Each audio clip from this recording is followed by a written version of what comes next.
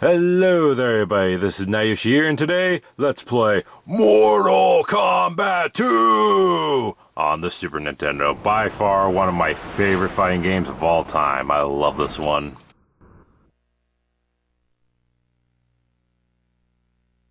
You weak, pathetic fool. All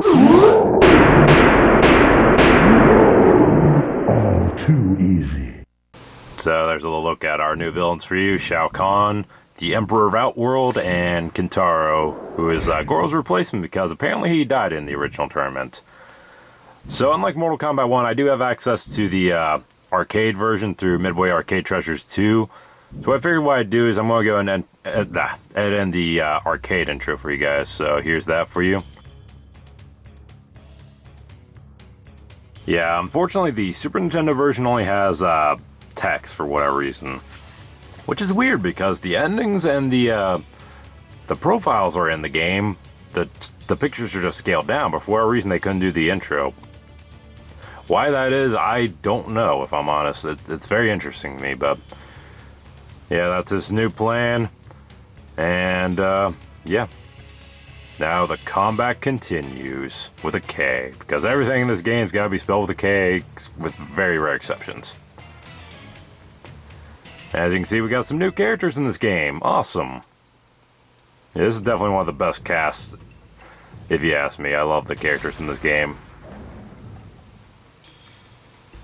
Alright, so back to the Super Nintendo version. So just like Mortal Kombat 1, I suck at this game, so I'm playing on very easy. I apologize, but if I play on medium, it's just as hard as the arcade version. And the arcade version is very infamous for its difficulty, so for this first playthrough in the series, I figured we'd go with my favorite Mortal Kombat character. Raiden. That's right. And again, I have access to the arcade version, so here's his bio from the arcade version. So it looks like he ventured into the Outworld alone. If you're wondering what the Outworld is, it's basically an alternate dimension in the Mortal Kombat universe. Like, think Earthrealm as kind of like our universe, and then Outworld is an alternate one where people like Rocket live in, for example.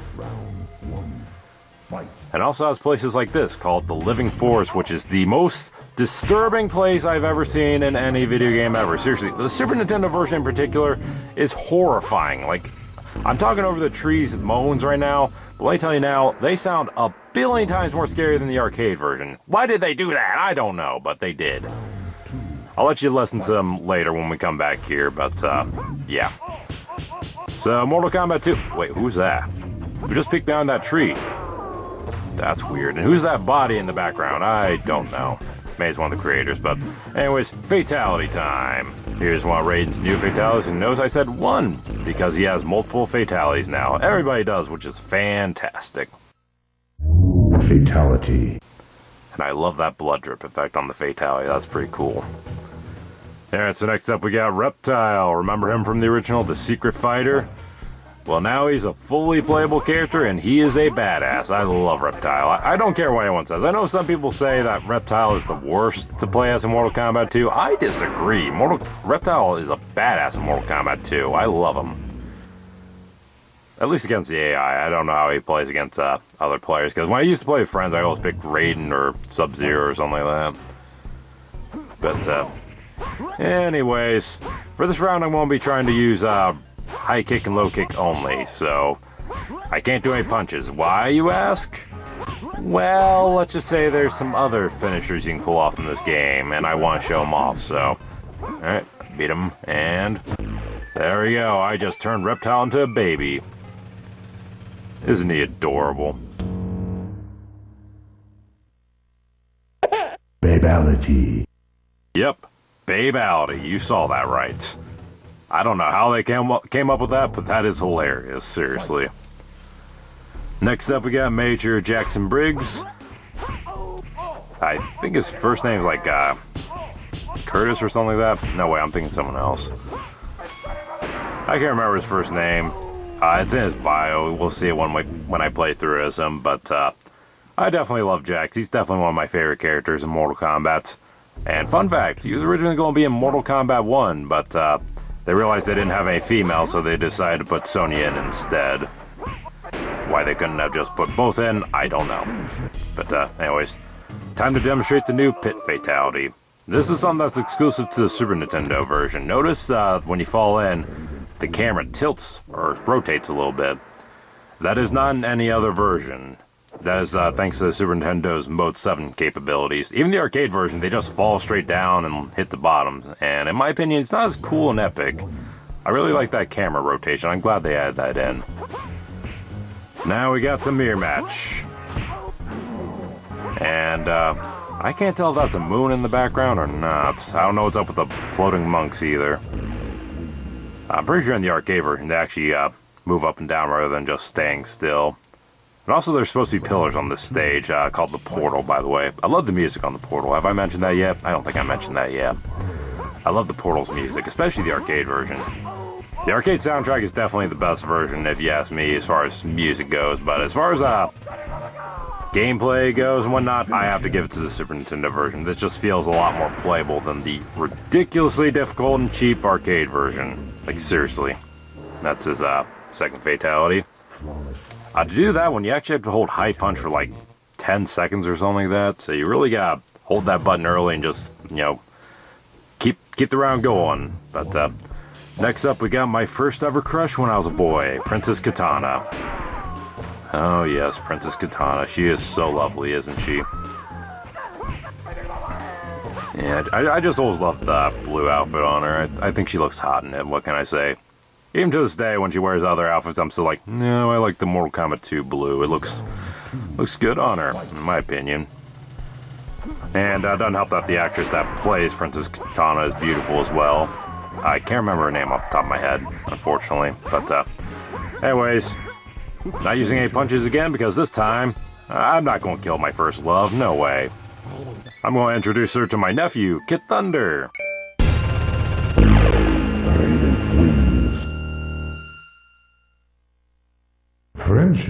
Friendship.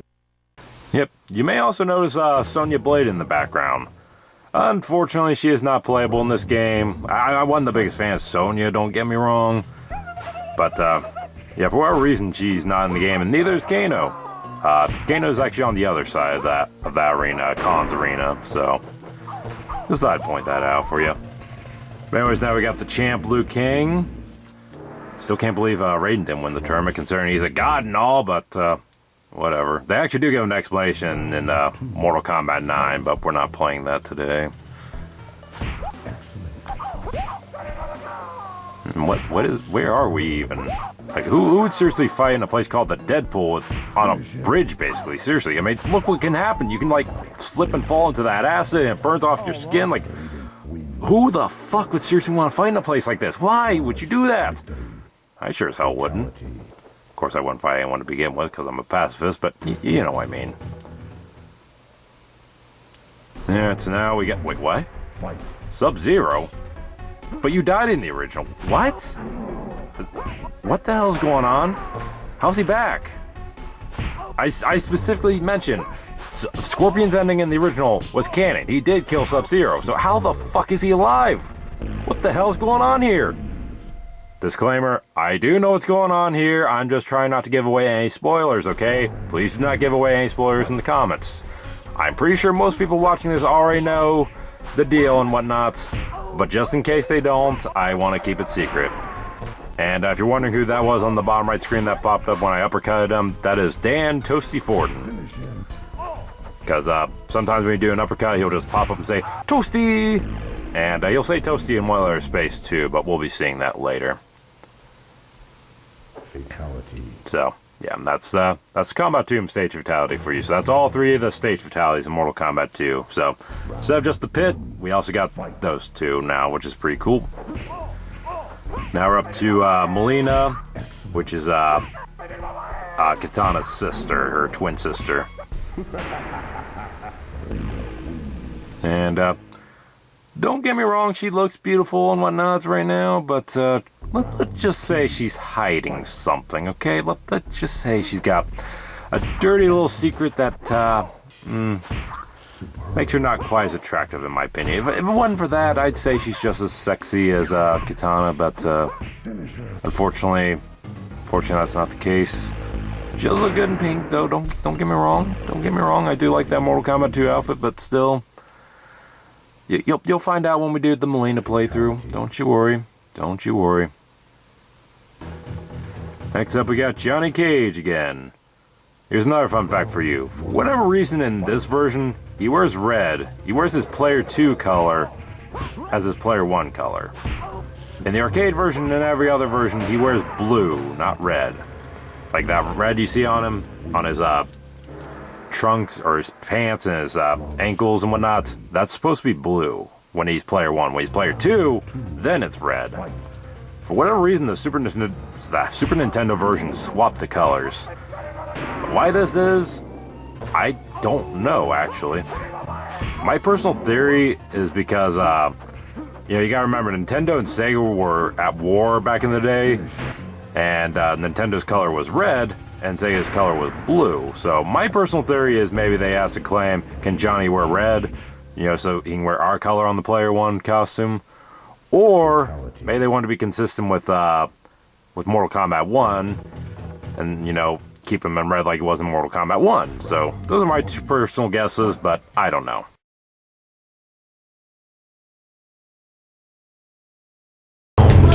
Fight!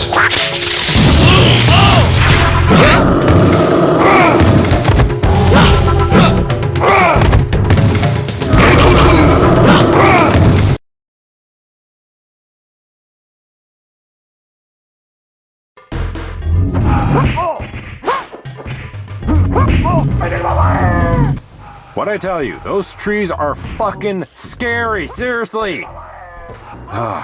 Every time I play through this game, I get reminded of when I was a kid and so freaked out by this stage. I'm gonna be having nightmares again, I'm sure. Thanks, game. So now we got Kung Lao, Liu Kang's Shaolin brother, you could say. Though I'm pretty sure they're not actually related, they're just kind of like brothers, because they love each other so much. But, yeah, I definitely love Kung Lao. He's actually my second favorite Mortal Kombat character behind Raiden. At least this version of him. I'm not gonna lie, I don't like what they do with Kung Lao in the later games. I really don't. But, we'll talk about that when we get to it. Finish it.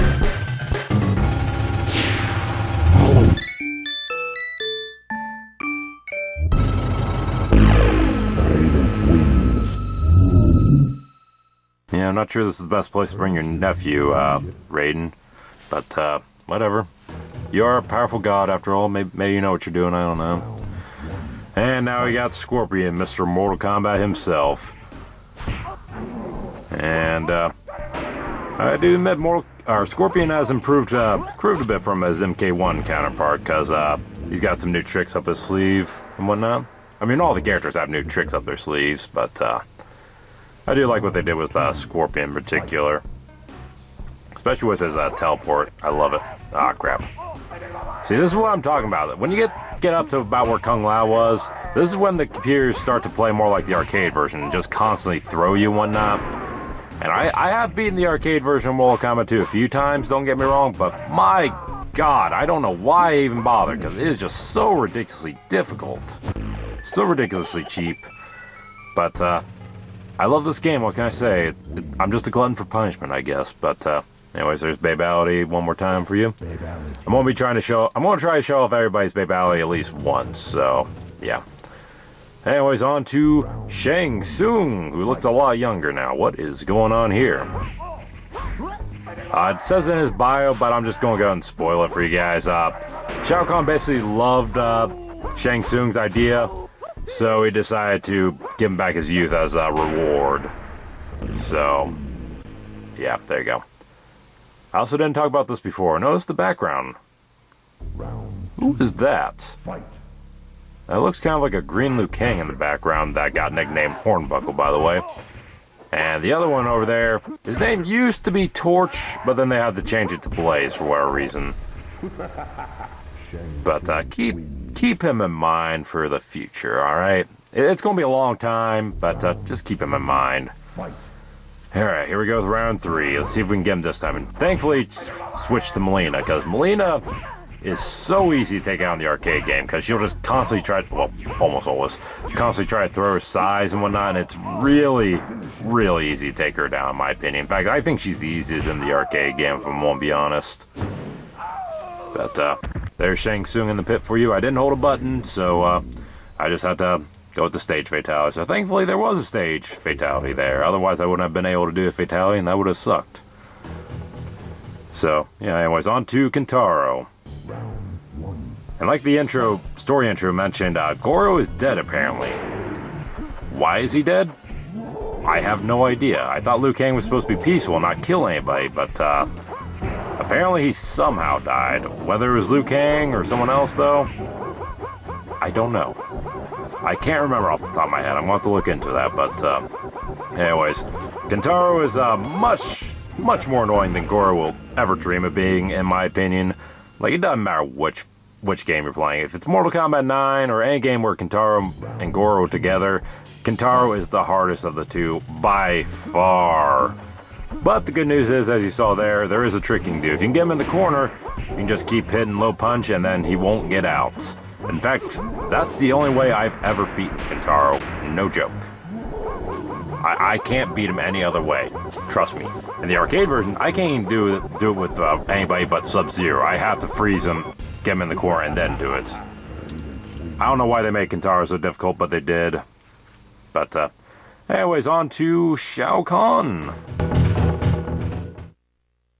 You will die, mortal. But I'm not immortal. I'm a god.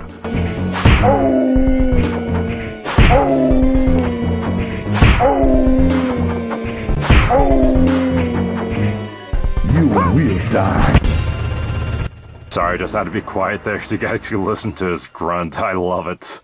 It's not the same as his arcade version, but I much prefer this one because it's just hilarious sounding, in my opinion. Like, oh! I don't know why, that always made me laugh for some reason. Is that your best? Hey, I got you one round, dick. And I'm gonna get you this round, definitely. So my one strategy with Shao Kahn, duck an uppercut and hope he doesn't do his shoulder charge. Because it's always gonna hit you, I find. But there we go. That's the end of the game. So now he's going to yell through all the stages. Unfortunately, it's not as fast as the arcade version. The arcade version it'd be over by now. But for whatever reason, they slowed down for the Super Nintendo version. I did try speeding it up in editing just to make it more like the arcade version, but just came out really bad, so I'm just going to leave it like that, unfortunately. But anyways, Raiden wins. Shao Kahn's rule is over. Once again, you are the Supreme Mortal Kombat Warrior. Fantastic. Let's take a look at Raiden's ending. Any minute now. There we go. Familiar with Shang Tsung's lies and Shao Kahn's brutality, Raiden accepts their challenge to compete in an Outworld tournament. He is well aware of their scheme to unbalance the Furies and invade the Earth realm. Raiden vows to use all his might to end their treachery. Winning the tournament, Raiden destroys Shao Kahn and all his minions. He also destroys the Mental Gates, which would have been their passageway to the Earth realm, aka the portal stage we fought on earlier. And like I said, for whatever reason, they got the arcade picture endings in. They're just scaled down, but they couldn't get it in for the intro. I don't know why that is. But anyways, here's our cast of characters. In the arcade version, they actually mentioned the actors' names, but for whatever reason here, they don't. I don't know why. Again, I just don't know why. And there's all their winning poses. You're going to see them when I play through as them, but there they are anyways, and be sure to stick around for the credits, because the credits are actually really funny. If I say so myself, they have some really funny credits in here. Me personally, I'm not going to be reading them to you guys, so yeah, that's going to do it for me, guys. So feel free to watch the credits if you want. Like I said, they are funny. Like my personal favorite one is guys that played the game got paid for it. But anyways, folks, that's all I got for this time. So thank you all for watching, and I'll see you all in the next part. Later.